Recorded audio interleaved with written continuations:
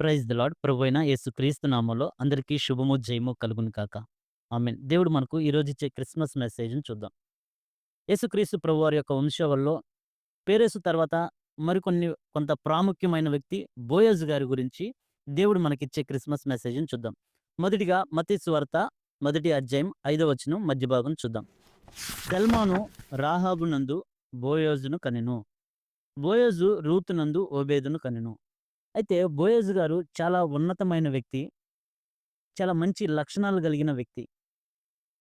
Ruth గ్రంథము 2వ అధ్యాయము మొదటి వచనం చూద్దాం. నయోమి పెనిమిటికి బంధువు ఒకడుండెను. అతడు చాలా ఆస్తిపరుడు. అతడు ఎలీమెలెకు వంశస్థుడై ఉండెను. అతని పేరు బోయజు. బోయజు గారు చాలా ఆస్తిపరుడంట.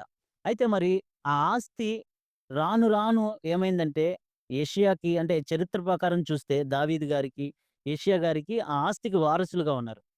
యేసుక్రీస్తు ప్రభువారు ఆయన కన్యక గర్భమందు ఉన్నప్పుడు సత్రంలో చోటు లేనందున పశువుల పాకలో జన్మించారాయన. ఆ సత్రము చరిత్ర ప్రకారం చరిత్ర ఆధారంగా తీసుకుంటే ఆ సత్రము బోయోజు ఆస్తి. బోయోజు ద్వారా యెషయాకు, యెషయా ద్వారా దావీదుకు. అయితే గర్భంలో ఉన్న యేసుక్రీస్తు ప్రభువారు ఆ సత్రానికి వారసుడు, వానర్. ఆయనకి చోటు లేదని బయటికి పంపించేశారు. అంత కష్టమైన పరిస్థితుల్లో దేవుడు మన కొరకు రక్షణ ఇవ్వడానికి భూమి మీదకొచ్చారు. అయితే బోయోజు రూతు గారిని వివాహం చేసుకున్నారు.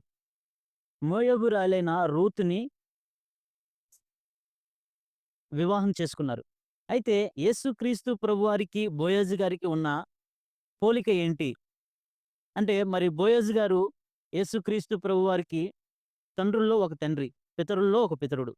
బోయోజు గారు రూతుని విమోచించాడు. అలాగే యేసుక్రీస్తు ప్రభువారు మనల్ని విమోచించడానికొచ్చారు. అది నిజమైన క్రిస్మస్. బోయజ్ గారు ప్రేమతో నడుచుకున్నారు రూతు పట్ల. అలాగే యేసుక్రీస్తు ప్రభువారు మనల్ని ప్రేమతో నడుచుకున్నారు. యోహాను రాసిన సువార్త 3వ అధ్యాయం 16వ వచనం ప్రకారం మనం చూస్తే. అలాగే బోయజ్ గారు దయ గలిగిన వారు. దేవుడు గూడా మన పట్ల దయ కలిగిన దేవుడు. బోయజ్ గారు ధర చెల్లించి న్యాయబద్ధంగా రూతు తల్లిని వివాహం చేసుకున్నారు.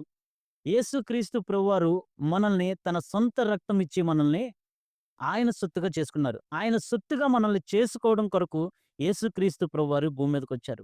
మొదటి పేతురు 1వ అధ్యాయం 18వ వచనం, 19వ వచనం చూస్తే ఆయన స్వరక్తం ఇచ్చి మనల్ని సంపాదించుకున్నారు. అలాగే బోయజు గారు రూతుని, మోయాబీయురాలైన రూతుని తన కుటుంబంలో చేర్చుకున్నాడు.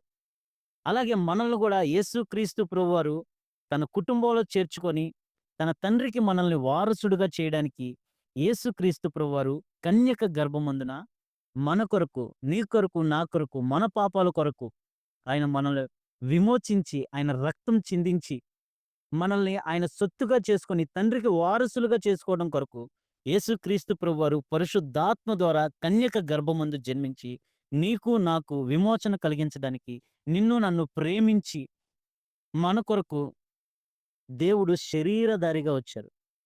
మరి ఇట్టి కృపకి మనం పాత్రులుగా ఉండటానికి మనము ఎవరైతే యేసుక్రీస్తు ప్రభువారిని సొంత రక్షకుడుగా, ఆయన మన విమోచకుడుగా విశ్వసించిన ఎడల, ఆ విశ్వాసాన్ని నోటితో ఒప్పుకొనిన ద్వారా ఆయన ప్రేమలో పాలిభాగం పొందుకుంటాము. ఆయన మనల్ని విమోచకుడు. ఆయన మనల్ని రక్తంతో కొనుక్కున్నాడు. దీని కొరకు యేసుక్రీస్తు ప్రభువారు భూమి మీదకొచ్చారు.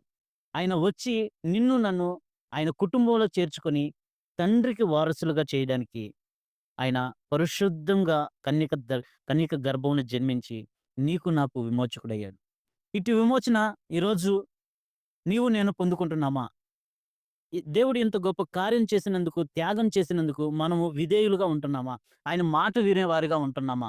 మనల్ని మనం ప్రశ్నించుకుంటే ఈ క్రిస్మస్ దినంల క్రిస్మస్ యొక్క ఆనందం, దేవుని యొక్క శాంతి, సమాధానం, నెమ్మది, దేవుని యొక్క ప్రేమ మన హృదయంలో ఉప్పొంగాలని దేవుడు ఇట్టి కృప నీకు, నాకు, మన కుటుంబంలో ఉన్న ప్రతి ఒక్కరికి దేవుడు దయచేయునుగాక.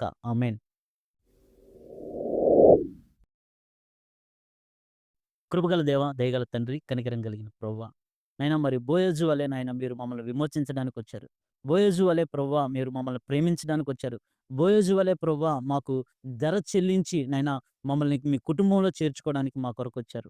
అయ్యా! మీరు మా మీద చూపించిన కృపను నాయన మేము నిరర్ధకం చేసుకోకుండా, మేము పోగొట్టుకోకుండా, మేము మీ కృపను పొందుకునేనట్లుగా దానికి గూడా మీరే కృప దయచేస్తారని నమ్ముతూ, విశ్వసిస్తూ, నా ప్రియ రక్షకుడు, మీ ప్రియ కుమారుడైన నజరేయుడైన యేసు క్రీస్తు నామంలో అడిగి పొందుకొని ఉన్నాం మా ప్రియ పరలోకపు తండ్రి. ఆమేన్.